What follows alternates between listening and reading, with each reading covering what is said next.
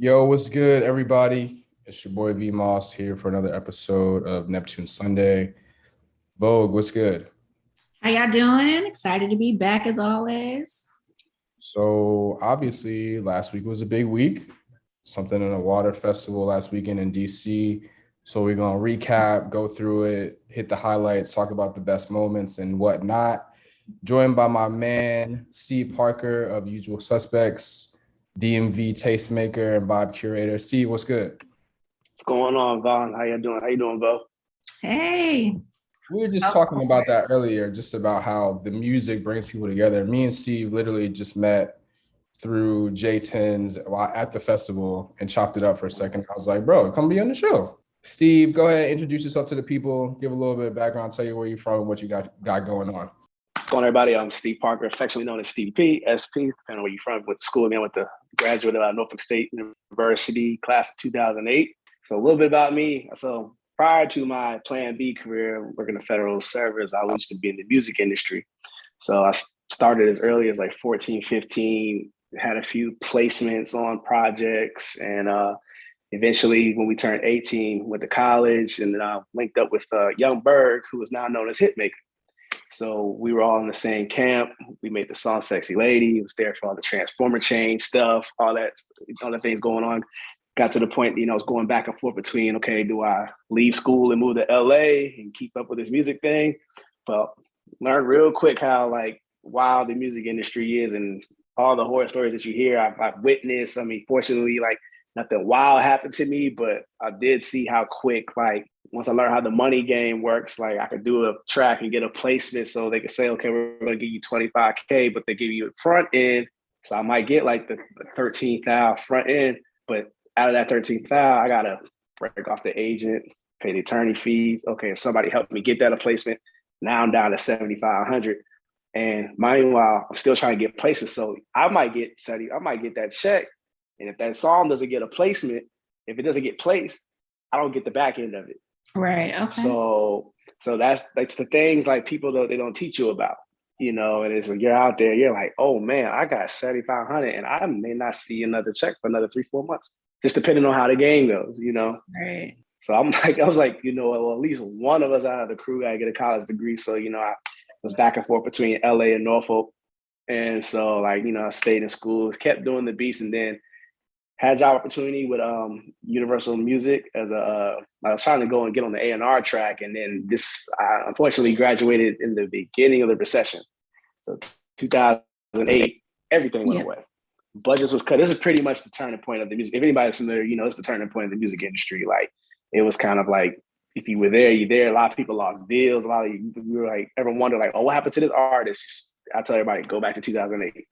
Because you see a lot of labels got cut, people's labels merged, rosters merged, some rosters merged, people get cut. So recession, I took it as like a sign, said, well, at least I got a degree to fall back on.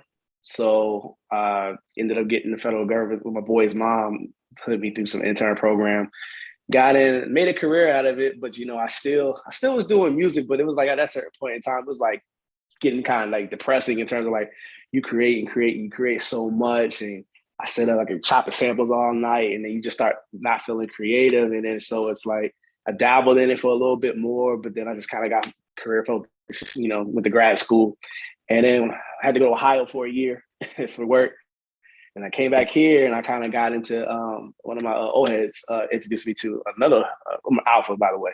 So like it just older frat brother does events in the city. He's like, man, you're really good with like people, and you did parties in school. So like, why don't you link up with them? So this is the Usual Suspects.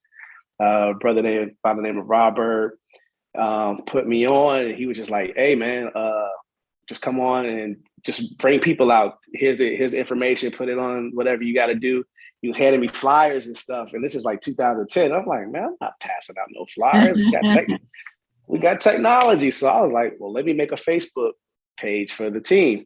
Made the Facebook page. So the first event, because we used to be at Park on Thursdays, I brought out like 150 people because, they would be on my list, and, brought out people. And then next thing you know, I got a check for like $500. I said, oh, what's this for? They said, oh, you earned it. They're like, you can get more. I was like, what? That's all I got to do? all right, you know. Right.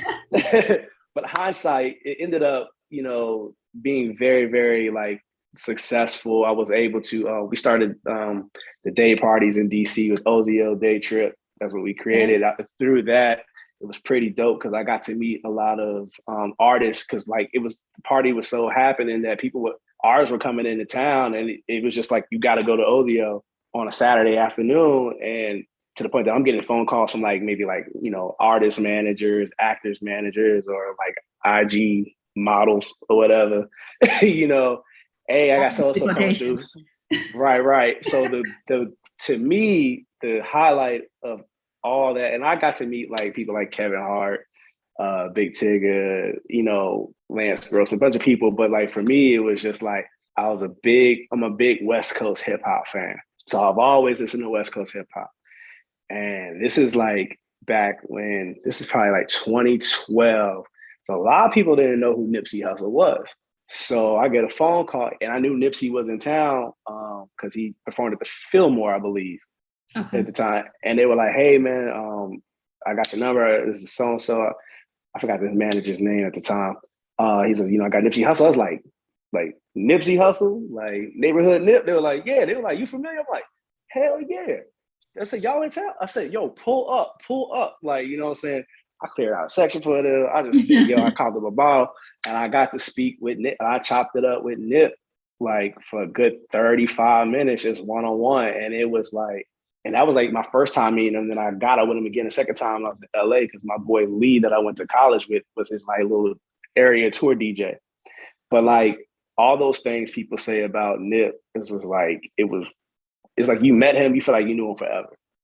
So like, and then through that, so now that the biggest thing that I do now is the R&B party, the set, and we're at the Howard Theater. So the big story behind that party was, you know, we got tired of going out to parties and people ain't dancing no more. Yeah.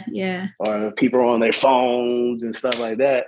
And so we was like, man, let's bring back dancing, because also I just feel like it got to a certain point in time that music just sucked. Yeah. Like, and we'll probably get into this conversation later.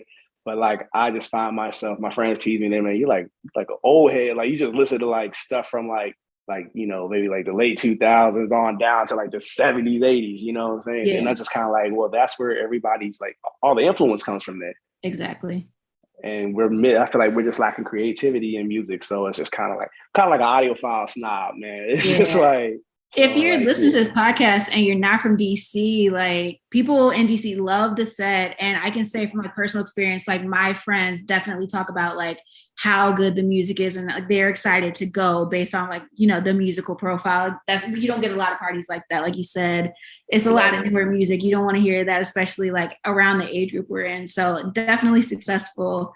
And I wanted to kind of circle back to something you said that pinged something interesting, because I think like we all graduated around the same time, and God knows you could not get a job. But I think that people do not think about what effect that had on the music industry and like how things changed for that. So like that was an interesting perspective to bring, because like I literally have never thought about that. Yeah, it was rough. Like I said, I was fortunate to just do, you know, the one thing, you know, we all went to college, and the big thing you do is network. Right. And I think that's something like, you know, I try to stress to like, you know, younger like people now. It's just like, just don't be afraid to speak to people, reach out, build, network, because you just never know. Like I'm doing my plan B. Like I never thought, you would have never told me in a million years I was going to be a federal employee. I just knew I was going to be like a super producer at some point, you know, but like life happens, you know, but it's cool because it's pivoted. Is, you know, the big thing now is, you know, everybody's using the term called pivot. Yeah. You know, like, and you think it back in life, you know, you're kind of like, you assess, you adjust, and then you make the move, you know? Yeah. So, yeah, I literally just said pivot in a conversation I was on with one of my boys at another school. Right.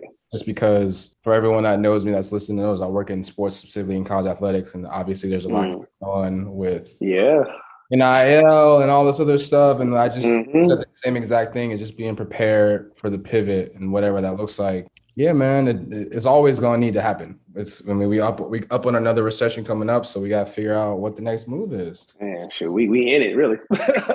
Literally. But it's still that you can still like retain that roots of like the vibe curation, staying close to music, spreading like exactly. good music to people out in the world. Like I love that you're still able to do that, and you got your federal government job. Hey, there we go. But like, like Vaughn said earlier, the power of music, it's the energy. Yeah. Like we literally met, we clicked. I was like, oh, he loved the Neptunes. He loved, this my guy right here. You know what I'm saying? So that's that energy. Yeah, man. It was definitely a dope weekend overall. So let's get into something in the water. Hopefully you were there. Hopefully you watched some of it on the stream.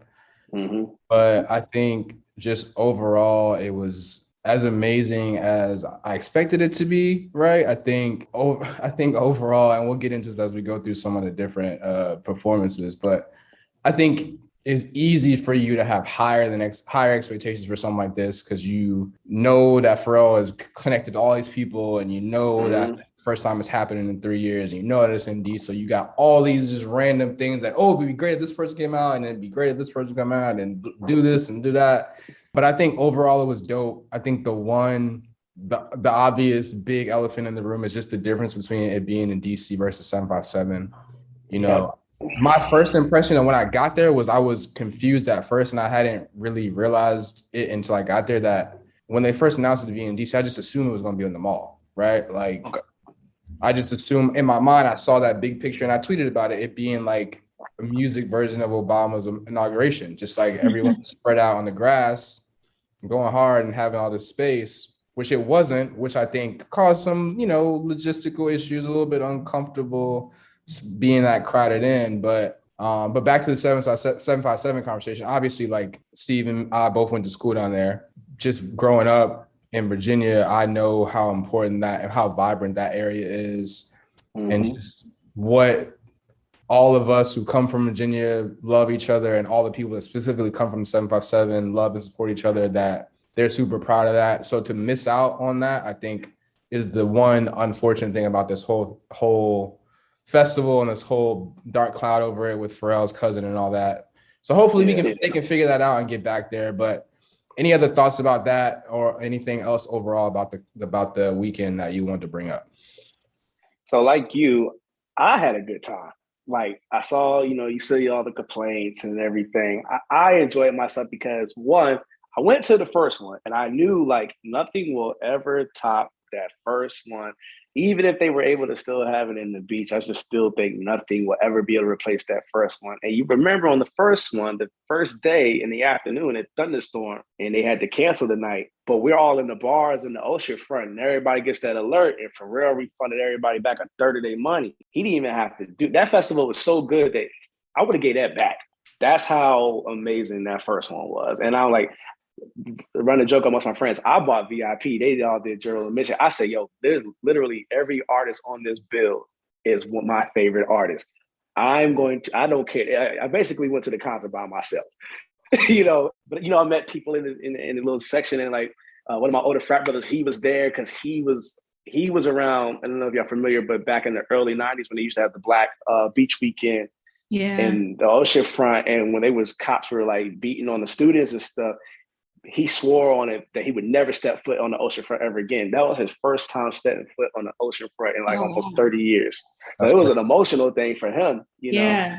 But he had like, they had this Verizon, they had a VIP, it was the VIP, but then they had a VIP in the VIP. And like, if you had like Verizon service, you could get this extra band. So there was like another platform in the VIP where you got like free like sodas, waters, and they gave you a free poncho. But that's where all the celebs were hanging out at. Yeah. So I met like Van Jones, I met like Trinidad James, Ebro from Hot 97. They were just family.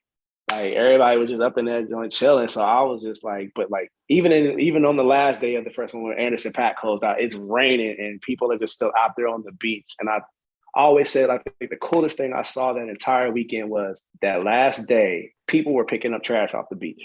That's dope. I love that.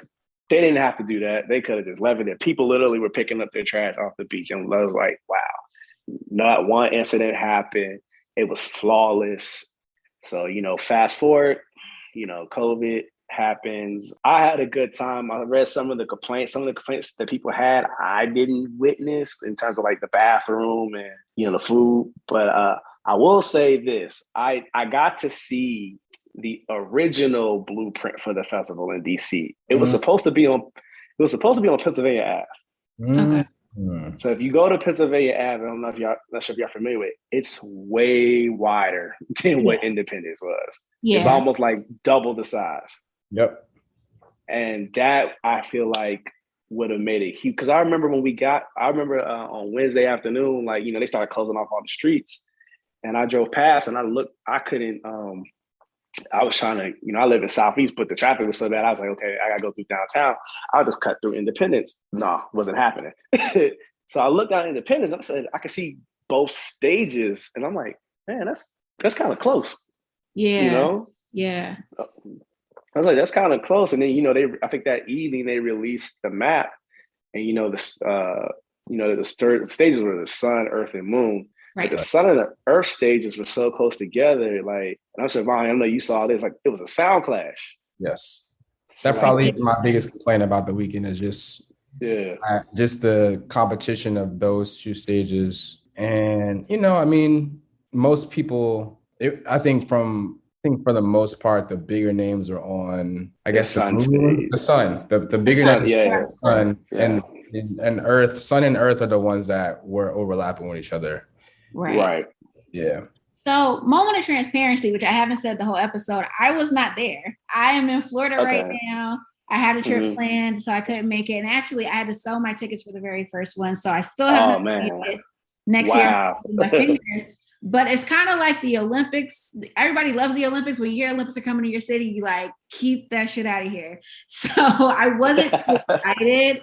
But I feel like besides like the competing noise, I didn't hear too many complaints.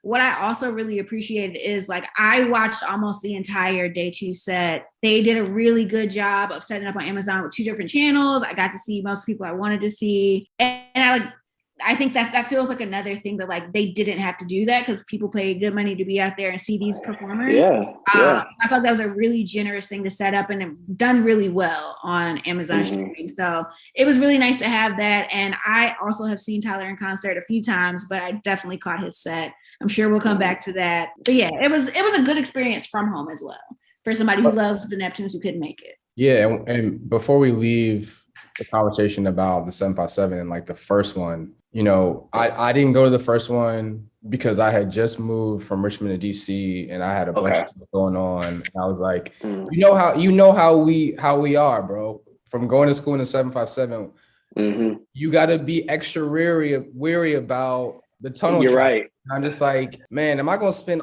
like, I don't have this money. Am I going to spend it to go down there and be stuck? And then like, like Justin is my boy. I usually we gonna go wherever. Right. And he actually ended up going to Jay-Z's B-side to that up Friday. in New York. Yeah, Friday night. So I was man, I'm not going on there. I'm not even worrying about it. But it's really dope that you mentioned the racial and the cops issue from back in the day. My brother, who's a little bit older than me, let's just say he's over 50. I'm not going to give away his age. He called me today and basically was like, yo, I didn't even think about what was happening. He was like, I didn't even realize that they had moved it from the 757 and how much money they lost. I was like, yeah. And he got into it because he was like, I remember. He was like, he had no idea about the whole story with Pharrell's cousin. Yeah. And so he talked about it with somebody else the other day and he was like, oh yeah, that's crazy. And he put 2 and 2 together. He was like, he remembers that. He remembers the issues from back in the day when they had the cops issues and the beatings and that kind of thing, all that drama back in the 757 and the beach back in the day. So he was like, yo, like, that's why he himself and his people stopped going down there because of that. And so fast forward all these years later, it's biting them in the butt again because they lost out on all this money, all this stability for this region because y'all still haven't handled y'all issues with the race and police violence. The lack of accountability is just, unfortunately what happened to his cousin. Like, cousin wasn't even involved in what they were looking for. It wasn't even one of the suspects. He was running, trying to get away like everybody else was. And, the officers are, how it is going down there when we were in school, man. Like, it's just kind of like, they just mess with you, man. Like, it's just like, you could literally not be doing anything and just get harassed. Like, I've seen it. Like, it's happened to me and my boys. And it's just like, damn, like, but that's that old money down there. Right. Like And that's Virginia in a nutshell, really. You know, that's the issue, is like the old money are not fazed by it, but it's the people in the city who need that influx of the economic growth of having everybody be on the beach, everybody be in the 757, because everybody's gonna go to the dope, well-known soul food restaurant, or like have all the vendors out there selling whatever at this festival, outside the festival, whatever. And those are the people who really suffer, which is unfortunate. And believe it or not, man, I know you mentioned something about like, you know, fighting through the tunnel traffic. Yo, bro, keep it honest with you, it was not bad. Like I stayed in the Norfolk side, like right off 264. But like that first day we took an Uber, and you know, we Ubered out there that first day, and we got down there. I was like, man, Uber down there wasn't bad. Now getting home was wild. You know what I'm saying? Because the surcharges and this, that, the other. So, but me and my boy started looking, we were like, bro, let's just drive the next day.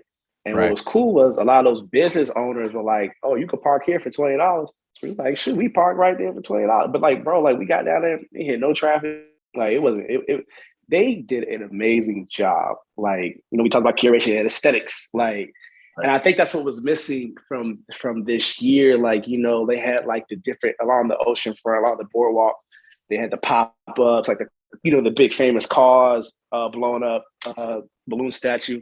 They built an Adidas basketball court out there. Like they had like Pharrell had some like scavenger hunt, like there was hidden shoes of it, like if his shoe like hit, like you could find them throughout the city or whatever.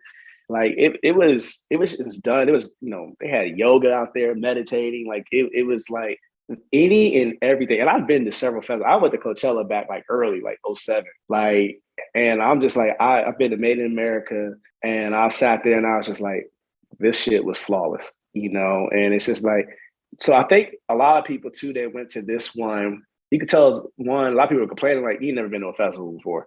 That's right. About, you know, there was no places to sit. I said, I've never been to a festival and had a place to sit. Like, you know, like, you know, I saw a lot of people complain about, okay, there's no grass. Okay, yeah, you're right. You know, so most of these festivals are in grass areas. Then you could have a blanket. People were sitting on the concrete. Yeah.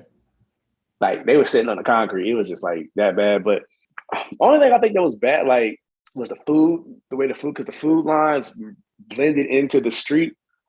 So it created like a cluster. But I mean, I didn't think I had a good time. Like a lot of the complaints are just like people talk about it took long to go to the bathroom. I went to the bathroom anytime I needed to go. Stalls were they had plenty of urinals. They were open. Yeah, you know. Yeah. Yeah. So all right. So another full transparency moment here. I personally didn't see anyone that performed before maybe 5:30, 6 o'clock. So Vogue, I know you checked out some of the up and coming folks that were opening the stages in the early hours of the festival on each day. Tell us a little bit about who you thought, you know, impressed you or you think stood out from some of the early performances. Let's see. Funny enough, so I said, I looked at the schedule, I was like, you know what? Everybody I want to see pretty much come on after about 4:30, right? So the Earth stage, which was the smaller stage, and that first day, like if I tell you some of the names that was on that stage, you're gonna be like, why did they have them on that stage? That stage was too small. So it was like Toby Ngigwe. Yeah. Who else was on there? It was Toby, and it was Lucky Day, right? And then it was supposed to be, and then T.I. was supposed to be the final act, but they pushed T.I. to Saturday with Pharrell and Phriends. Right. But even though we were all standing there, and I'm like, you've seen a Toby performance, so you're like, it's Latin. Yeah. It's like they got a whole set. They should have been like one of the big main, especially like Lucky, because Lucky's been killing it. He's hot fish grease right now. And we couldn't figure out why, but they were a little bit behind. So I got to check out the group Emotional Orange. I listened to the music before because I'm familiar, because you know with Rory and Maul from the Rory and Maul podcast, Rory like is I guess he's like their manager or something like that. But he kind of like discovered them and put them up. But I listened to the music, and their music is dope. And I got to see them perform live. And I'm like, man, like they're really, really good, because like they can sing. Like sing. So I caught them. I caught Denzel Curry. I like Denzel. I like Denzel too. So, but in terms of like, and then like, you know, really the if you talk about in terms of the younger acts, the ones I really wanted, like Chloe and Halle, I really wanted to see them. I was with two of my homegirls, and they somehow convinced me to try to get all the way up close on that Sun Stage. I had about 10 minutes in me. Then like Snow Allegra came. I said, hey, I can't do it. It's just too many people. And you heard the stories about people getting pushed in the back. And I'm trying to still figure out what security's purpose was at that point, because they had the space. And I'm like, I know y'all see everybody suffering, getting squeezed, and there's people screaming, there's people like passing out. Yeah. And they're just kind of sitting there. And that's when I was just kind of like, man, something's up. Like this isn't like just logistically. They tried to adjust it for day 2, I was told. Yeah. But yeah, I was just like, you know what? Fortunately for me, I've seen most of these acts. So I said, when I ran into you, Vaughn, like I kind of hung out in that area. I was like, the screen right there. I get drinks, food right here. I'm cool. And to me, the sound was better out there. Right. Because that was another complaint. Like the mics, you couldn't hear the artist. You couldn't hear the audience. I mean, hear the artist because you're so close and the speakers aren't there. They're not going towards you. They're going. You heard the music. The music was fine, but it definitely was like the vocals of the artists. And I say, you know what, this could be 1, 2 things. Putting my mass comm hat on, production hat on. I guess because they were streaming. Because I did catch the end of the show on I left early Sunday. I did catch it on the stream, and that shit was amazing. The broadcast was excellent. Yeah. I said, I wonder if there was like a delay or a feedback due to that. But, for the most part, like, I enjoyed Saturday, with Pharrell and Phriends. I saw a lot of people complaining about like Friends, just like, nor, I was like, I think that was hold that conversation. We're gonna get to that. Hold that part. Well, I caught a lot of the smaller people on day 2, and I will say, so I heard there was a lot of passing out on day 1. I didn't see any of that, like from the streaming perspective on day 2. It was hot. It was 95 degrees outside. So global warming is real, everybody. But I signed on right on time to see like Baby Tate. I feel like everybody I saw perform, it was kind of this moment of like, I didn't realize how many songs they had out. Baby Tate had like 3 that I really, because I don't really mess with her for real, or I haven't previously. But when I heard like the 3 hits she did at the end, I was like, okay, maybe I like her more than I thought. This dude named Q performed. He has like a big TikTok song. He was good. Ada Bunlake Gold was good. Paris, Texas was probably my favorite. They had this kind of like Flyer, Die, Rico Nasty adjacent feel to their music. So like, I think that Pharrell is also really good at finding people who remind you of kind of work that he's done, but aren't like carbon copies of influence. Yeah. So it's an influence, not just like we're trying to do the same thing. I saw Maria Isabel. I will say I saw Sabrina Claudio, and she is the only performer I saw say like, I can hear the other stage. Like, why can't I hear that? So I imagine that was difficult to perform under. I'm not going to say anything else because I have my own personal thoughts about her. I feel like you know what I'm talking about. Yeah, I do.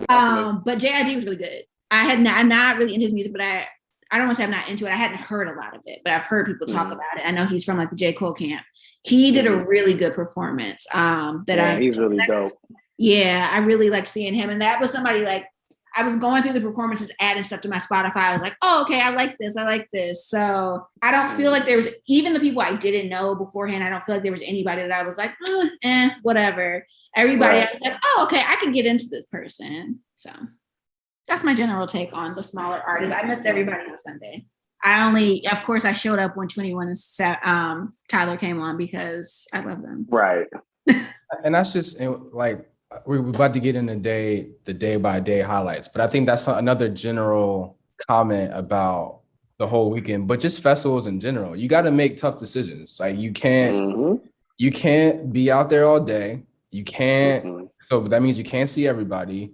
Everybody's on different stages. Obviously, we talked about the clash of the sound with those stations being too close. That's an issue that hopefully they'll get fixed. But at the end of the day, man, like you just gotta be accepting of who you gonna commit to going to see and get your spot and feel you're gonna get whatever you came to see. And that's why, another full transparency moment, all of us have talked about how we were in and out, whether we were there in person or watching at home. Like I tapped out after day 2 just because I'm old, I'm about to be 36. And in my defense, I literally was in Atlanta from Monday to Wednesday, flew back to Philly just in time to Oh wow. Yeah, flew back to Philly on Wednesday just to unpack and pack and then drive to DC that same night because my girlfriend had a meeting for work in Georgetown. And then I was there for the festival the rest of the weekend. So like I got an excuse. So I'm gonna give myself a little bit of grace. But you know what? But you know what though? Like, I mean, shoot, I'm 37 and I was like, this is aggressive. Especially being out there in that sun all day on Friday. Like, I mean, I was already hip, so I made sure I hydrated. And I was like, you know what? Let me watch how much I drink, because it's a marathon, not a race, and I saw it and I was just like, people who were like I said, I had a guy have a seizure right in front of me. Like it was a lot going on Friday, but I don't after Saturday, I almost did not come out Sunday. Like my friends really had to like drag me. I only came out for Pusha T and I rolled. Come to both of y'all's defense because I feel like a festival experience, like I've mostly gone to smaller festivals like Broccoli City, that kind of thing, but it's just not realistic to see everybody, to be everywhere. You go home, you might go take a smoke break, whatever the case may be, so you always miss a little bit of stuff, and it's about more the experience of the whole day. So I feel like easy on y'all. We're gonna stop calling y'all old during the whole podcast. Appreciate that. That was a very like typical experience. Is like even those kids are passing out because they try to do the whole thing. You got to pace yourself to some degree. Yeah, trying to do the most. Okay, so day one highlights. For me, my schedule is I think we got in right before, and I feel like such a loser. I always say, is it just straight black or do you say 6 black? Like what? It's black. It's black. I'm embarrassed. I'm sorry. You gotta vet that before. I was like that for a good year before I got Robert Mitchell when I first heard it. Yeah. And I like a couple of his songs, like and we rocked out for a little bit as we were coming in, and then we were trying to peep the scene about where we were going. But then we just headed straight to get near. We knew that we wanted to be close to the sun and earth stage, and so there was this dude named Quinn something. Do you remember that, Steve? The dude, he was right before Moneybag on the sun stage, and I had never heard any of his music, and I just felt like he was on stage forever. Hold on. Yeah. Oh yeah, I know exactly what you're talking about. So I was sitting there, I was like, I had never seen or heard him before, but I was like, he had a large following. Yeah. I peeped with the younger crowd was really there for him, but I'm like, he was on for him. He was on for a minute, and I was just up like, I'm not, like I don't want to be a jackass or be rude, but like, bro, like someone's got to, and you got to also remember, it's also important for us to know too, Steve, like in that moment, we are realizing that the earth stage is behind, right? Yeah. Quinn was on the sun stage. And so there was, like we talked about earlier, there was dope people on the earth stage coming up with Toby and Lucky and having T.I. close it. And we're just like, it was supposed to be Toby, Lucky, and Skepta, and then T.I.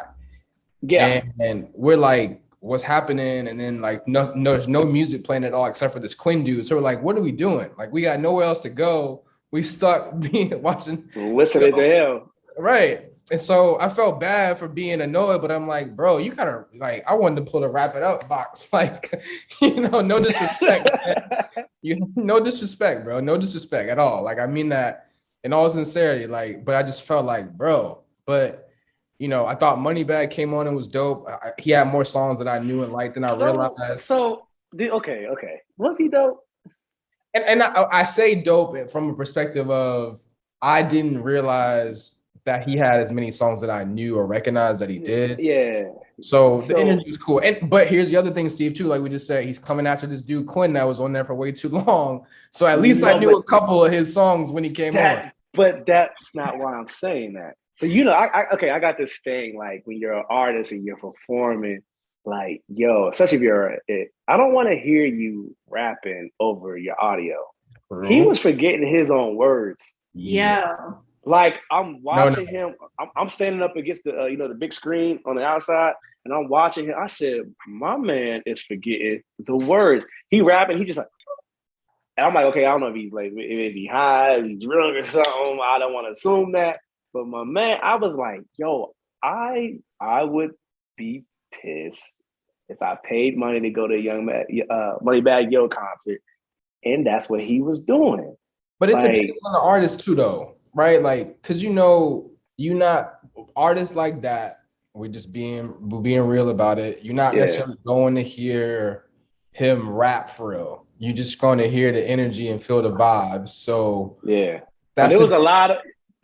It was a lot of. He's like, silence. you know what I'm saying? Like, it was like, I'm like, it was me and a couple people around, and they were like, I was like, yo, is he forgetting the words? Anybody knows? And they were like, and somebody, one dude was like, yo, I thought I was the only one kind of looking like, what's going on? It was just like, bruh, that's them 3 big ass screens. And it's just like, yo, everybody seeing you. But like the crowd, I guess, really wasn't paying attention to it that much. I don't know. It was just like, it was the audio track playing.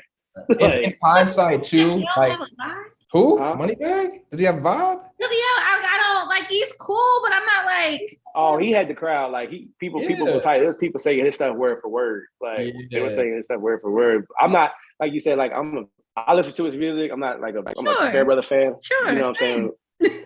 But it's just like, I mean, I'm not getting in the car and putting Moneybag Yo on. Right. Maybe but it was just kind of, I was just kind of like, dang, my man is really up here like bullshit. You know what I'm saying? Like too, I think that's one of the, like, as we just talked about how crazy the Earth stage is. Just imagine flip-flopping him and Toby and giving Toby the screens. Right? Toby was on that stage. Oh my God. And I like Vogue has, I don't know what your beef is with Toby. I'm not gonna get into it, but I don't like Toby. I'm just saying, we're not gonna get into it. I have a special place with Toby because I've said this before. Like I lived in Houston for a few years, and I know people that like went to high school and grew up with him. So like I was aware of him before he like really started to blow up. And so like I'm a huge fan. I love that he came out to I can't even think of the name of that song, but that's my joint where Little Dog on Eggs. Hey, yo, here go the wild part. That song hit so hard, it drowned out what was ever going on the Earth stage. It did. Like that shit hit that hard. I was like, damn. And I'm mad I didn't really get to stay there and see Toby because people got crazy. People was pushing. I said, yo, let me get up out of here. Because I tried to go get a drink. I said, okay, Emotional Orange set's about to end. Let me go run, get a drink, and come back. And they had already flooded the door. I couldn't get back to the spot I had. And I was like, I was kind of standing in between the Earth and the Sun stage. Look, but I remember when that song you talk about came on, I was like, shit. Yeah. And the fact that P came out and did an unreleased track is just amazing. Like that was dope. They definitely should have had him on the bigger stage for that. Like, I would love to know how did they determine who went on what stage? Yeah, because part about it too, like Moneybag. The only really Moneybag songs that I listen to on a regular basis are his Pharrell joints, and he didn't do them. Like he really didn't. Wow, he really didn't. So, and I was closer to the Sun stage and I heard Toby enough, but I wanted to be part to see who could arguably be the greatest rapper right now, hottest rapper. Let's not say great, let's say hot. The one and only Lil Baby, because the Lil Baby has absolute hits. I was very impressed with him. He had energy. He was, and it's something that I noticed that is dope is people just embracing the fact when you got a song with another dope or big name person that maybe people know your song because of them, you gotta let that verse rock. So when Baby did Yes Indeed, and we let that whole Drake verse rock, the dash, the digit, just kept, I'm like, bro, what are we doing right now? This is about to be So shout out to Lil Baby got hits, man. Yeah, he does. And then Usher was the icing on the cake, man. It was just like yo, it's really like, I know they had those talks about King of R&B, who is this, that, and the other. Icon. I don't know. Icon, just undeniable icon. Yeah, I mean, bro, I was sitting there like, he just gets better and better and better with time. Like I've never seen a bad Usher performance. And so, and it just goes back to what I was saying earlier about In Vogue's point about you not being able to see everybody. You got to make hard decisions. Had to choose between Lil Baby and Roddy. Yeah. I didn't see Roddy. Like, I just was like, man. I saw video recaps of Roddy, and he looked good. He Right. Yeah, he killed it. Like I saw video recaps of Roddy. So And, then my whole thing was I went back and forth a couple times between Usher and Pac because Pac is Anderson .Paak is one of the. I did too. Yeah. He's one of the best performers, musicians, like dopest people that we got in our generation right now. Like, so luckily for me, like, you know, I'm an Usher fan, right? But I'm not, you know, I'm not into some of the album cuts. Like I know everybody wants to see Superstar and that kind of. So once he did, you don't have to call early. I was like, cool. You was like, cool. I'm gonna go see Pac real quick.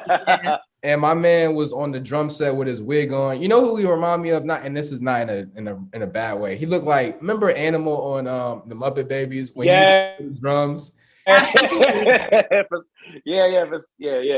For the Muppets. That's exactly who he looked like, but he was killing it, hopping back and forth between behind the drum set and on stage with the energy. But you know, he closed out the first Something in the Water on that Sunday. Word. Yeah, he closed out the first, and it was raining, and people was out there still. Like he smoked that. But he's a fantastic performer. I saw him live in Baltimore a couple years back, and he's just incredible. The energy there is just amazing. So, and it was dope, like to come back and then see that moment between Usher and P. You know, overall, man, first night was, you know, we all the elephant in the room that night was just like, okay, cool. No one is saying anything about why we're waiting for T.I. Like is he just not coming? Like Kia and Justin were like teasing me the next day because they could tell, like, I went around the corner when Skepta was like wrapping up or something to see if something was gonna happen, and they were like, as soon as I left them, they looked at each other like, why is he thinking T.I.'s coming? He's not coming. And I came back and my face was sunny, like we was laughing at how defeated you were that T.I. wasn't coming. That stage, they were like an hour and a half behind schedule.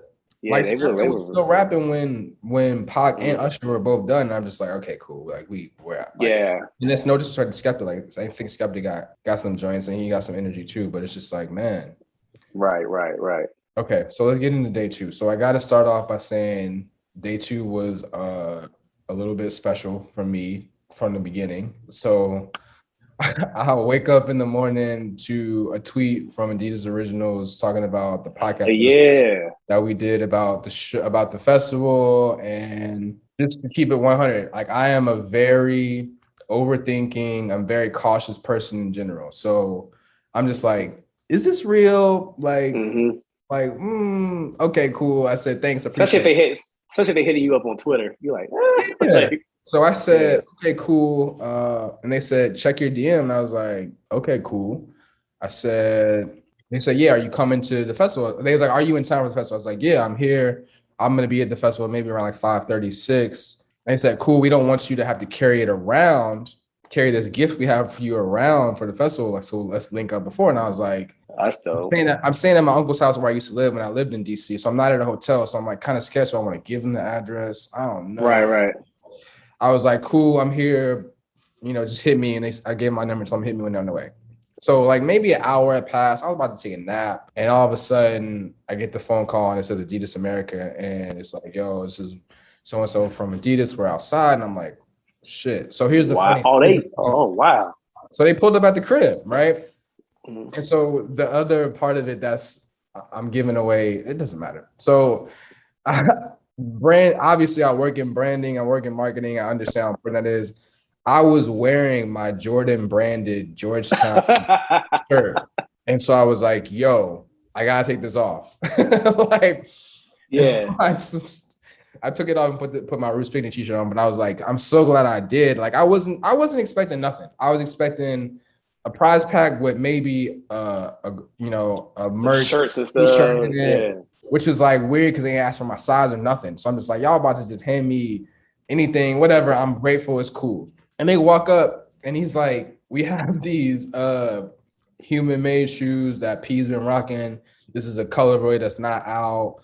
And it's signed by him. My face was just like, bruh. Like, oh man, what is happening right now, dog? And we talked for like 5 minutes, and it was.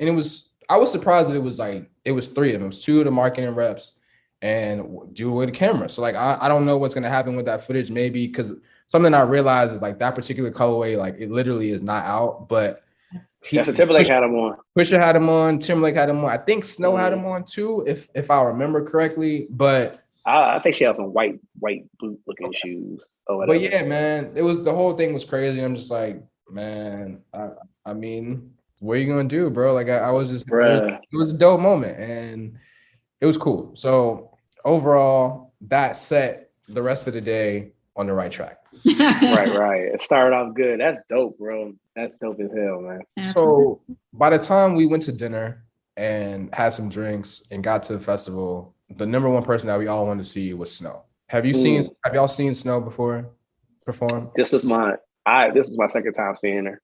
Oh, have you seen Snow? I had tickets right before COVID, and I have not seen her. Right. That was back when I was living in DC too. So it was that show was supposed to be April 2020. Yep. And then I just we've been talking about can't wait to go see Snow. And she did her thing. Like Snow got songs, man. And the energy was good. Because you always wonder when it's an R&B type person, like, are they gonna have energy to make you, you want to rock and vibe, but you also like want to have some energy to it because you had a festival, you came to get turned. That to me, I thought that was like, that's why I think Saturday was really special, because starting with like Chloe and Halle in the Snow, in the Uzi, like it would just flow, because Chloe and Halle, they killed that. Like man, their voices are so crazy. And then like you got Snow right after that. And it was just like, and then I was like watching, I was like, bro, I forgot I think it was my first time being outside, like outside, listening to Snow. Because a lot of times I've been listening to her like a kickbacks or something like that, so intimate settings. But being outside of the festival, I was like, man, she got jams, yo. I was just like, damn. Yeah, man. And I think, like you said, going into Uzi just set the tone. We were posted up and we weren't leaving the moon stage. Like to go Snow, Uzi, and then get ready for the Friends, like that was the spot to be. And so, I love that Uzi did Neon Gus twice so we could get P out there, even though P was just being a hype man and doing the ad-libs, which is good just to see him, because I think that's a very underappreciated Neptunes joint. Like I love that joint. I love that song so much. I think that was, if I'm not mistaken, maybe you would know better than I would. Wasn't that like the first like Neptune song in a minute? Yeah, like, actually him and Chad doing the track. Like I'm not sure how, like, because the thing that is always like crazy about having those conversations about the time and when stuff comes out, because we don't know when stuff got made, right? We don't know when the studio session was. Like it could have. True. That's true. That could have been something in the top. Yeah. But I think that was one of the first ones that came out in a while. Like, and part of this, we kind of still in this couple year run where they really starting to get stuff cracking again. But that joint goes hard. 4 count. It does. At its finest. That joint is hard. Both of them rapping on there, like, and I also just like Money Bag to an extent, but more so Lil Baby. I forgot how many songs Uzi has that I like. Like, Money Longer still goes hard a little bit, yo. Yeah, I used to say back then, I was like, Uzi was probably like one of the only of the young at the time when he first came out. I was like, those like one of the only young dudes I like. Uzi was like, I was just like, I could tell. I was like, I went like down this deep dive with him, and I was like, oh, he actually used to like rap, right? Like, and I was like, well, he's from Philly, so I people forget that he's from Philly, and I live in Philly now, so I know, like, yo, like.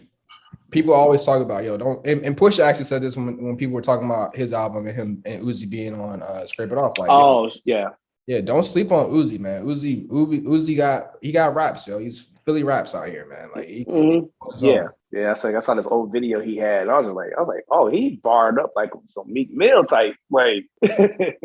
Yeah, man. All right. So then obviously this is why I felt comfortable not coming on the third day, because I really paid all this money just to see Pharrell and his friends. Like that's just, everyone. I mean, just for me, obviously we have a podcast about these guys. So like we're super fans. That's what I came for. I really could have only gone to see that and I probably would have been fine. But glad I saw a bunch of other stuff. But so let's get into the Friends performance, right? First of all, my man was on top of the thing. He did that Michael Jackson Super Bowl moment, man. That was the dope shot with him in the Capitol in the background. I'm like, okay. I like the tone that you're setting, P. I like where we're going with this, man. Like Nori, Super Thug. Classic. Super Nothing. Thug. Let's talk about it. Like, bro, like, and I think the progression in the order of the Friends was pretty perfect. Like as perfect as it could be, because Nori's gonna come out and bridge that gap between obviously P is doing this thing on there. Nori sounded really good. Okay. Nori sounded really good. It took me back when I bought that Nori album, and I burnt a ring in that CD, listening to so much as a kid, because like that Super Thug beat, like, oh Crazy. My God, that don't change my life. Like, you know what I'm saying? Like, I was just like, yo, it was so unorthodox when it first came out, man. And I was just like, what the hell is this? And I was just like, I had like this boombox or whatever. And I used to turn that shit up. I was like, man, that don't came. I was having a nostalgia moment. I was there in tears on Saturday. And it was just like this childhood right here. Like, as they ran through all of those songs from that, and then, you know, I guess and they haven't said this, right? But this is just speculation, right? Like once Q-Tip and SZA dropped out of the Friends, that's probably what caused the confusion on Friday, because they were basically telling T.I., okay, we're gonna move you, right? Like that probably it seems like it was on purpose now, like instead of it being an accident, right? Like I think makes sense. Which I think it was great, because I think it fit. It was way better. Yeah, that was better. It fit so well to have him do his hits. I'm so glad that he did I'm Serious. Hey, listen. I'm so glad he did I'm Serious. He ain't do Freak though. That's what I'm saying. Like his just the song that got left. I was like, yeah, was it Freak though? I was like, man, I like that. What's your name? Like either one of those three. We needed one of those three. And I'm Serious. I like it because of the energy it kept. Because it was coming like right after, like it was coming after 24 or You Don't Know Me. So like to go on right was dope, yo. So that fit, and then obviously being able to have him come back out with JT makes it would have been dope. Did they say why Q-Tip backed out? Nah, they didn't say anything about why either of them dropped out. Well, I heard SZA caught COVID. That's what I was told. That makes sense. Yeah, but just because even like Pharrell, I don't know, and I know you've seen that interview. I forgot who it was. I think it was with what's my man that used to be with Russell Simmons. I mean, not Russell Simmons, but Russell Simmons on Def Jam. Rick Rubin. Rick Rubin. Yeah. Pharrell was talking about how like he would follow Q-Tip. So Q-Tip would come down to like the 757 to do a show. Tribe would come down there, and then they'd be in DC. And I was just like, oh shit, Q-Tip being in DC, that's gonna be like, because Pharrell has his story about them being in DC or whatever. Right. That would have been so dope. Like, you know what I mean? So Justin, you know, I think the conversation with Justin, I love JT. I love the Justify. I love, you know, all the stuff that he's done with them. Obviously, we have this joke. It's not really a joke, but we always talk about how we have mixed feelings about Man in the Woods, which he didn't do any songs from Man in the Woods, which I think is on purpose. First of all, God. We're not gonna get into that. There's songs on it that I like now that have grown on me after the fact. Yeah, right. But like he, you know, to go Senorita, Rock Your Body, My Love, Sexy Back, Like I Love You, and then bring the transition to the clips in. And they brought T.I. out with him. Like right. Yeah. I mean, I don't know what he was thinking about the whole Beat Your Feet thing. I thought that was like, hey, bro, you know, as soon as that joke happened, I said, oh boy, the internet is going to kill this shit. Like, and next thing you know, yesterday, you started seeing it. I was just like, if he started off, I was like, oh no. I don't remember it in the moment. Yeah, I remember him just doing that dance. I don't remember hearing him on the front end saying that he was supposed to be beating his feet. And I was just like, oh no, he said, DC, beat your feet. And it started, I said, oh, they about to kill him. I was like, they about to kill him, yo. I was like, yeah, man. I was like, he could have get a quick little lesson. Okay, I'm in the minority that I didn't mind. I thought it was. I didn't mind either. Yeah, I didn't mind either. I was just kind of like, oh, I know how DC people are, though. I know how they are. I respect the attempt. I respect the attempt to pay homage. Respect the attempt. I respect it too. But at some point, you gotta be prepared to like. You gotta be at a certain level that you feel comfortable. Like, because I'm not gonna go to Cali and say I'm a crip walk and then. Oh hell no! You know what I mean? Like that's just.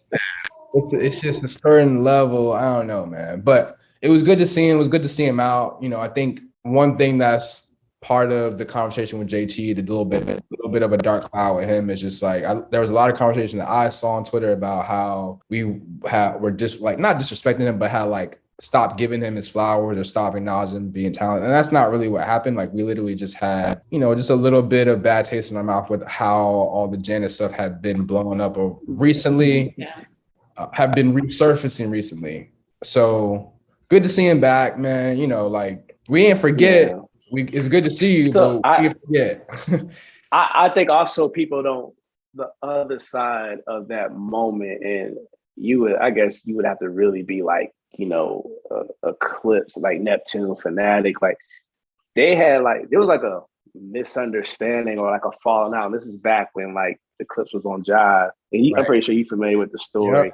Yep. And so I just didn't think I was ever going to see that again. Cause just knowing, even like, cause I was still in the music industry around that time. So I knew what was like going on with that whole circle.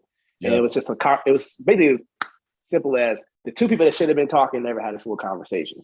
Yep. It was people being mouthpieces and them just assuming, oh, that's how they feel. That's how they feel. And that's why and I was like, for the life of me, I was like, I never understood why after Justified, you never saw another like Neptune for Justin Timberlake collaboration. And then the whole McDonald's, I'm loving it. Yep. Story. It's like, okay, but to see them all together, I thought that was kind of dope. Like, man, I mean, that's, it was like a family reunion of sorts up there. Obviously, just transitioning straight into the conversation about Push and Malice being up there is a big moment, like a literal family reunion for them.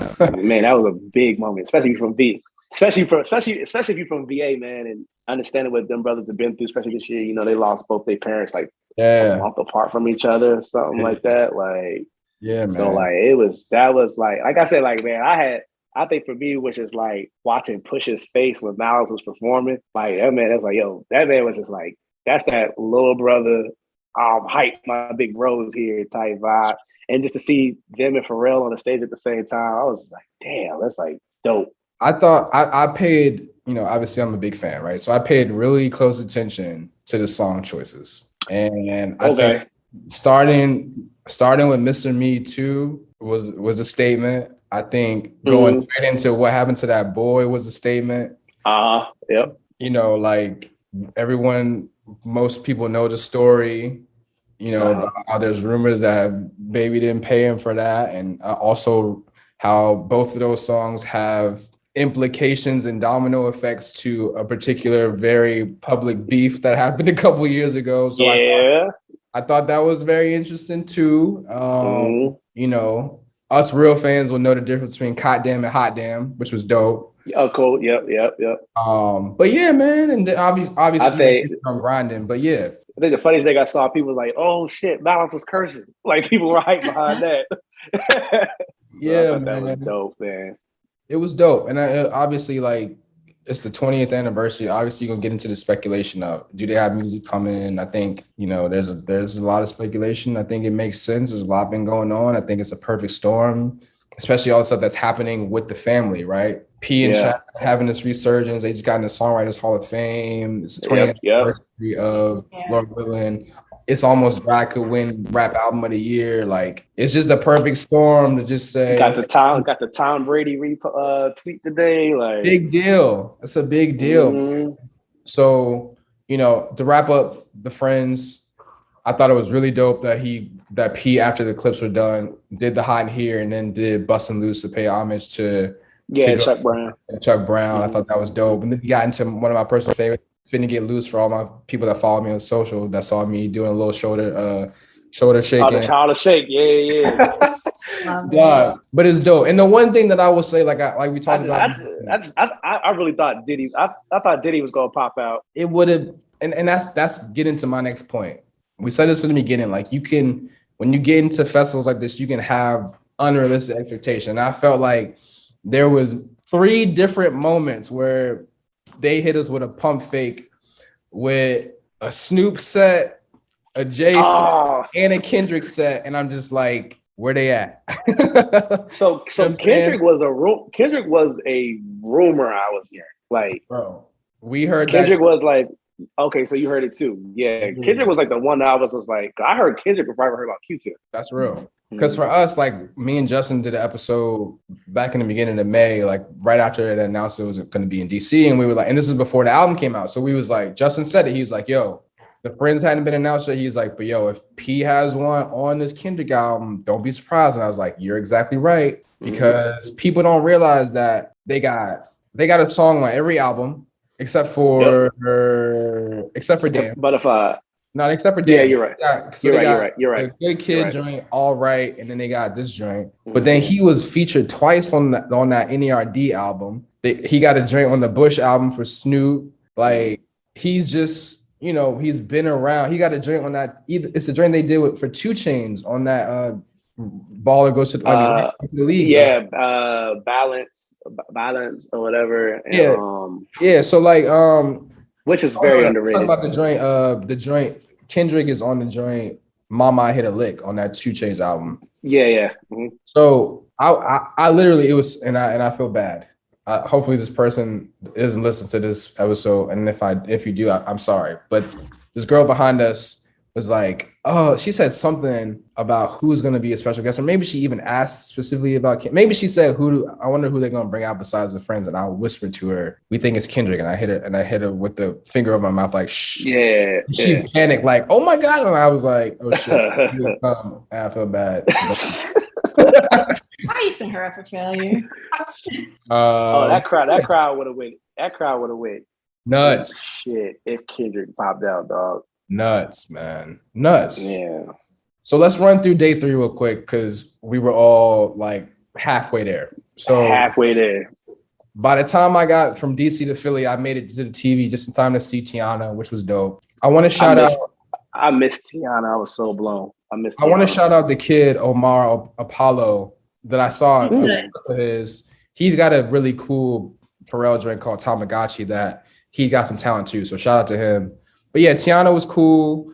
Junie sold the show, went out there, was singing, dancing and stuff, which was dope. And so then before we get into the big 3 from Sunday, I also want to talk about how waiting for Tyler, I did catch a little bit of Ja and Ashanti. They were on the smaller stage. They were going back and forth. It felt very versus, like they both had their own DJ. It was cool. They were getting love for their songs. But the one thing that I thought was very interesting, Ja does Ain't That Funny or What Ain't It Funny remix from J-Lo with Ashanti on the side. Like, ain't that the song that J-Lo stole? And those are Ashanti's vocals. That's what I'm saying.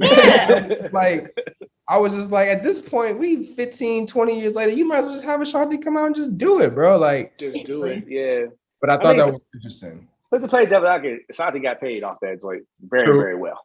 Yeah, you know what I'm saying? So, which is why I say even more, just embrace it. Just be like, everyone knows it now. Just be like, we here. And same for everybody who did vocals for Jennifer Lopez, because you can hear Christina Milian on another one of her songs. See, a lot of people don't know that one either. Jennifer Lopez's vocals are her own. And speaking of Christina Milian, Ja did Keep That Between You, and I was like, I forgot how fire that song was, bro. So you remember when Ja and Fat Joe had that versus battle? I remember like my friends like, yo, Fat. I'm like, I think cats really forget Ja Rule was that man. He was like that a good guy. 2-3 years, like, bro, was the guy. Bro, on a run. Okay, so back to the business at hand. A table full of fake cocaine bricks, bro. A stage. I love it. I'm just like, bro, so ridiculous, man. So ridiculous. Like I loved it. Like, and I like it. So everybody's like, oh, he does his coke rap. I say, yo, that let me know you're not listening. That's real. If you really listening to Pusha, he's not talking about coke. He's not talking. He's making parallels to things, but he's not speaking about it. I thought, man, I love the way he's moving. I feel like, man, like he's the personification of just, I do this very well. Right. And I'm going to keep doing it. And everybody eventually is going to catch up and get it. And he's having his moment. And the cool thing, like he's over 40. Yeah. Like it's showing like, hey, they had this, they used to say, remember Andre said, man, rap is a young man's sport or whatever. And I'm kind of like, man, I don't want to sit and listen to like have to wait for the new young guy to come along. Because as I'm getting closer to that age, I can't relate to that. I want to hear some thought-provoking shit. I want to hear some stuff that I can relate to. I want to hear some grown man stuff, like, you know what I'm saying? Because these youngins is rapping about pills and killing each other. I can't do it. Right. Like, it disturbs my, like, I'm at a point now that certain sonics like disturb my soul. You know what I'm saying? Like, and I just think it, go ahead. I was gonna say the thing about it is like I remember growing up hearing that too, but like I don't think people think about rap as such a young genre in our culture that of course it was a young man's game at first because wasn't nobody like aging up in the category. There's plenty of room now, and especially now with like we got the internet and all that to like bring more artists in. Like the industry is set up completely differently. I feel like there's so much more space for people to actually age into their music. Even with you saying that, this makes even more sense. Hip hop was about what, 40-something years old? Yeah. So the guys that are 40 now were babies when this shit first dropped. So it's like, who better to hear it from? Exactly. You know what I'm saying? Exactly. Like, right. To what Andre is saying, I think the streaming era has kind of affected that perspective a little bit, right? Like, because when you think about it, when it being a young man's game, when he's saying that, probably in the early 2000s or so, where you had to have the young energy to sell records. But now it ain't really about that. It ain't really about being on the radio. It's like if you make good music, you have an audience, and it's easy for your audience to get that music. Whether you people still waiting for an album from him. People still waiting for an album from him. And we would take it. Right. We would take it if it was him rapping over just his flute instrumentals that he is. Facts. Like no hesitation. Yep. Mm-hmm. So after Push 21 Savage, right? I feel like 21 Savage, I don't know enough of his songs. I thought he was cool. I thought he did a good job, but I felt like I couldn't connect with him because I don't really know a lot of 21 songs other than the hits, like the Drake joints. So I'm a 21 fan. Like I can ride around, listen to 21. He's not a good performer. Yeah, I agree. Like his no stage play, he's been doing the same thing. And like that's something that I wish that a lot of like our younger like hip hop artists would like get your show right, get your performance right. Cause it's like he's walking around performing. I tell people all the time, like I think one of the worst performances I've ever seen was Young Thug. I was kind of like, I'm glad I got to go to that show for free. But I was kind of like, do you even want to be? Like, you know what I'm saying? Like, but it's just like I think if he had more like energy, I think he comes up. Because I feel like somebody like you, I'm just going off what you just said. You kind of maybe like you're in between. You kind of like, okay, I like some stuff, but I can't get into it like everybody else can. So I definitely get. I think the performance element, but he seems to be every artist's favorite artist. And the thing about it is like when you have songs like his that have the energy in the sonically and musically compared to someone like Push, who is really, you need to make sure that you're listening to his like cadence and his words. Mm-hmm. You know, I think that obviously Push's performance had more, was better. It was more energy, even though the music Push's energy, Push facial, the facial expressions is using his voice as an instrument. One of the best parts about that performance too was like P came out and was hype man, was like rapping all the words with him, and that showed how much he was invested and connected in this album specifically, which was dope. So, just that comparison of someone who's got what could be perceived to be more hype music didn't necessarily give as hype of I say this, Pump Fake number 4. I thought we was gonna get a Kanye site. I was really thinking like, oh man, Kanye come out and push his joint, that'd be dope. But then I'm like, then I'm kind of like, it's Father's Day. He's probably not gonna go.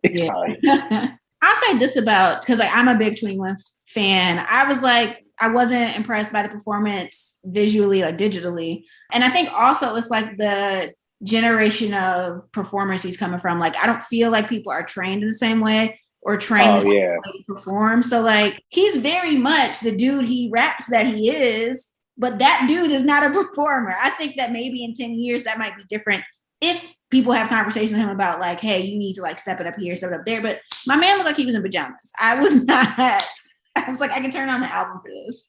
Fashion. But I give him this though. Like, I like the method of how he goes about releasing music. Yeah. Like I watched his interview with him, Matt Hoffa's podcast, and he was just saying like, and I take my time. Like he does it like every 2-3 years. Push it, do the same thing. You might get something every 2-3 years. He's just like, I'm gonna do it right. They asked him, "What do you think is your best project yet?" He said, "I ain't made it yet." And I was like, "Oh, all right." You know what I'm saying? So I got a lot of respect for him, and I think having him be involved in this festival, and obviously being involved in cash in, cash out, I think is a big testament to how respected he is, it's a dope record. his talent is. So let's just get into Tyler. Let's just start with that. Let's just start with that right now, since we're talking about it. Go. The way that he performed that song, the way that he had the build up with the beat, and he was just like bounce, bounce. I was like, yo, like that was the only time I felt bad about not being there. Everybody said everybody said that's the best performance of the whole weekend. That's what the consensus is saying. Best performance of the weekend. All right, Bo, that's your boy. Go ahead. I need to talk my shit real quick because everybody who's on this podcast that's your boy. knows if I wasn't doing this podcast, it would be a Tyler podcast. So I feel vindicated in my soul because I feel like everyone has finally seen the light. Their eyes have opened. He I've seen it for him since The Roach, so I get it. But I feel like in a different way, his artistry has come so far that people are like, this man is an actual star. The way that he commanded that stage, to be on stage with Pharrell at the same time and pull the attention like that, like I thought he did an incredible job. I'm so happy about all the people I saw tweeting about it. Like, oh my God, like he's so good. I feel like there was like a come to Jesus moment this weekend. So I don't want to share him with anybody, but I'm so happy. That like it's cool, full circle moment because that's his idol. Yeah. So like my favorite Tyler album is Cherry Bomb. Because Cherry Bomb sounds like an NERD album. Does. It sounds like he said, Pharrell, whatever, give me all your drum packs, give me all your sounds. I'm about to make the NERD album of 2017 or 2016, whatever that year that was. And to me, I was just kind of like, that was for me was the first album that I listened to of his, and I was just like, okay, I'm a fan. And I went back. Yeah.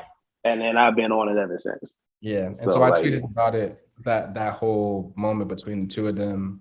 I tweeted about it because we actually last year did an episode about the anniversary of In My Mind, and there was a post that Tyler put on Instagram back in 2016 about how that album affected him, and he just poured his heart out and talked about how much he loved P. And so just the juxtaposition of knowing their relationship, knowing the process that they're in right now, from idol to mentor to now superstar peer, and to have that be culminated on that stage together, I thought was a really cool father-son type moment, because he talked about in the post specifically about how he didn't grow up with the male figure to look up to, and how P is that guy for him, which is like a really dope thing to know when you're watching that, and watching him give all that love to P, and P being so humble, which he always talks about doing. P deserves that shit, first of all. All his flowers, man. All his flowers. I think if anyone actually, you feel that it's genuine, if it comes from someone, that Tyler means that shit like absolutely 150%, which is dope. Right. That's facts. I think it's probably strategic logistically that Tyler went last on the last day, because his stage setup was amazing. That's from his tour. Okay. Yeah. Yeah. So I went to the show in DC, and I watched. I said he was on stage by himself, and like it was like he did like a comedy show at the same time. Like he's just entertaining as hell. He's funny as hell. Like it's just like this dude is like he's got it. Like like in the show, in the concert, man had like a old school Rolls Royce out there. And then he had the speedboat, and then what's your name joint drop. Yeah. He was in that one, like, yo, that jump was so cold, man. Yeah. It was also nice to see him go through, like, to realize how long he's been out and go through like his 10-year retrospective, and like the man's got hits. Like he's playing around. Yeah, Tyler's what, 09?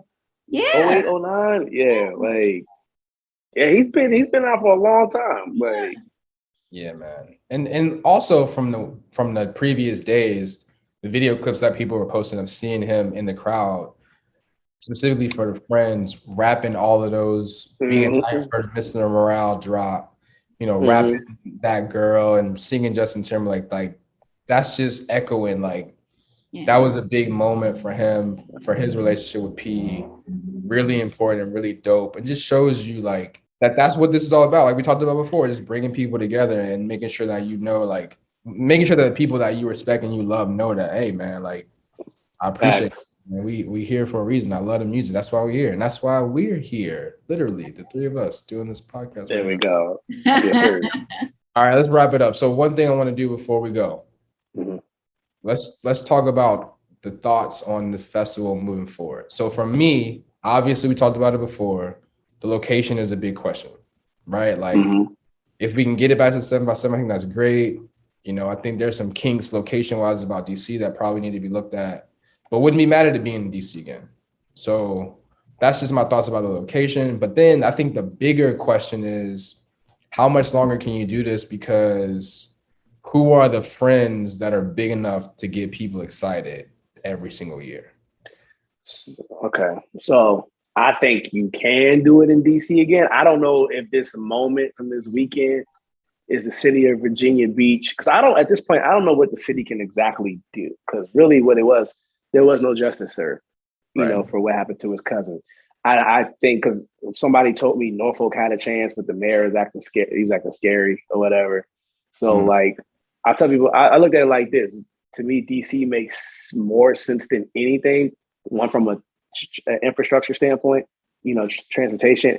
If the festival was where it was supposed to be at, we would not be having this conversation in terms of like what happened, all the bad stuff. Like, because I feel like for as many people saying it was bad, like I think there's just many people who had the same thoughts we had. Like I didn't have a problem. Like, I think if it's where it should be because it's supposed to be down the president's inauguration corridor, which is walking down Pennsylvania Avenue. Right. If it's over there, this the space thing, I kind of feel like they oversold tickets, because the fact I was telling my friends, I was kind of worried that it wasn't sold out yet.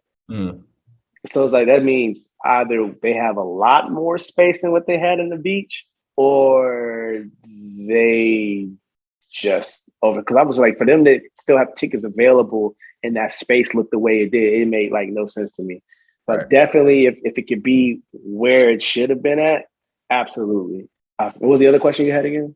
So let's talk about the Friends, right? Like, okay, I think to me, I think there's a couple big jokers that haven't been played that are gonna get people excited. So I'm gonna do these strategically in an important specific order. So we talked about Kendrick already. I think that's a big joker that can definitely easily be played. It would make a lot of sense. Okay.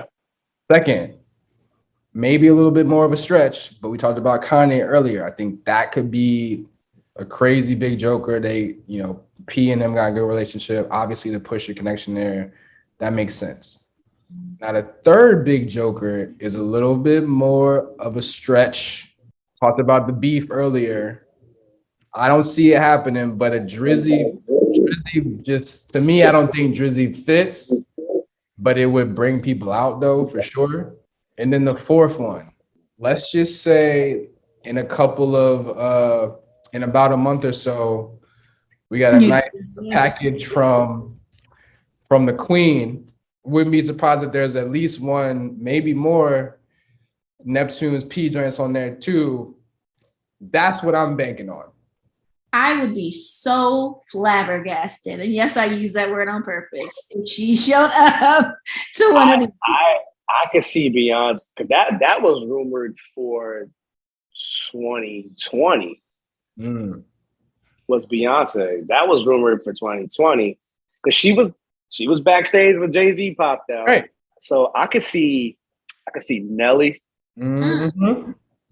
Because I'm looking right now, 2023. That's the 20-year anniversary of like Justin Timberlake's album. I mean, we already got them, of course, but like songs like "Beautiful," "Frontin'," "Rock Your Body," what else? "Milkshake." Now, if I could see Khalees popping out. I don't know if they really get along like that. But like, there's a lot of like, this is like that 2002, 2003. It's gonna be like the 20th anniversary for like a lot of that era. Jay-Z's changed clothes, like. I mean, a Khalees comeback, a Khalees appearance would be like a real family reunion. That would be wild, because I feel like that Tasty album is one of my favorite albums of all time. Absolutely, like, absolutely. That album doesn't get enough love. The Queen is making moves, man. The song just came out. We had to talk about it. I could definitely see the Beyonce side. I could definitely see that. Like, but moving forward with the Friends, like, man, bro, that first year was so crazy. Yeah. Like, I don't know how you top that. And I think it's important to note too, and something that I have to take myself out of it, because obviously I'm a huge fan of the stuff that they've done with people. Yeah. But Pharrell got a ton of friends that are just in the business. So it could be a friend that's a big name that doesn't have that much songs with them that could come out and do some crazy. I'll tell you what I would like to see that he didn't do this year that he did the first year. There were no old school acts. Like that first show on that Sunday, it was Guy, Teddy Riley, Coco from SWV, Charlie Wilson smoked that joint.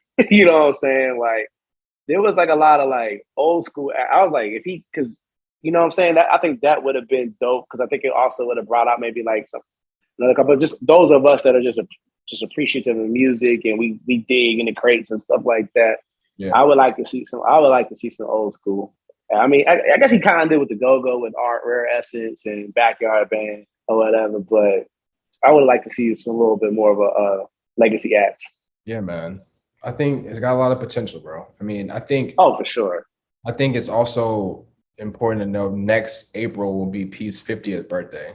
So I think that might add a little bit of, a room or inspiration for there to be some extra flair, which would be cool. Or maybe that just means that he's be like, I'm not even doing this no more. But maybe all we can do is wait until next year, man. I can see him taking a Jay-Z approach, because Jay-Z doesn't perform at Made in America every year. Right.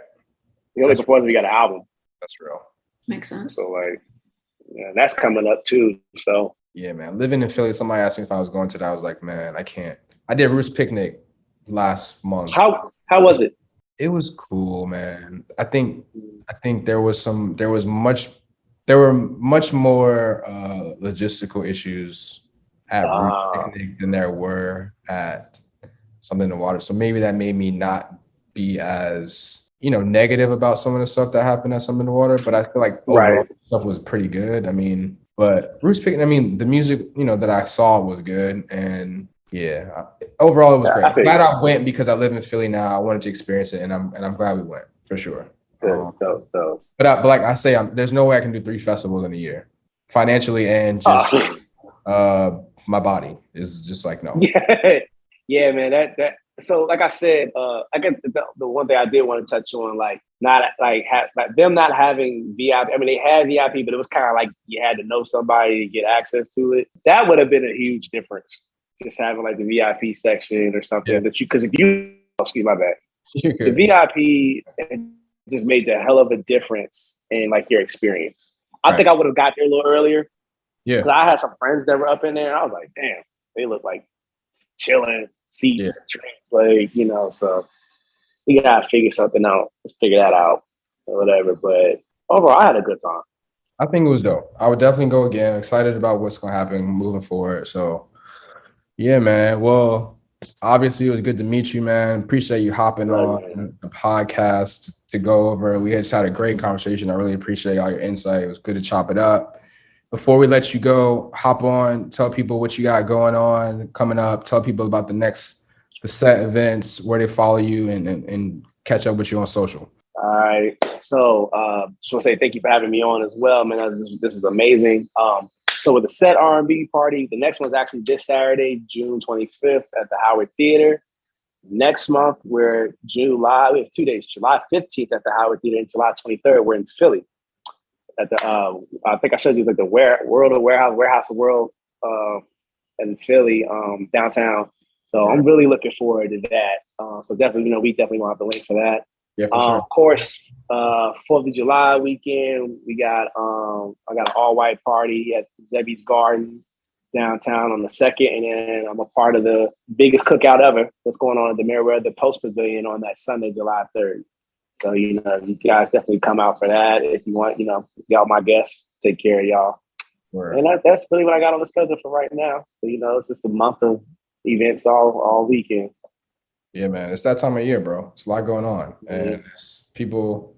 We just so happy to be back outside, man. It's just. Oh yeah. Everybody can follow me, Stevie P _06 on all social media as well. Yeah. All right, bro.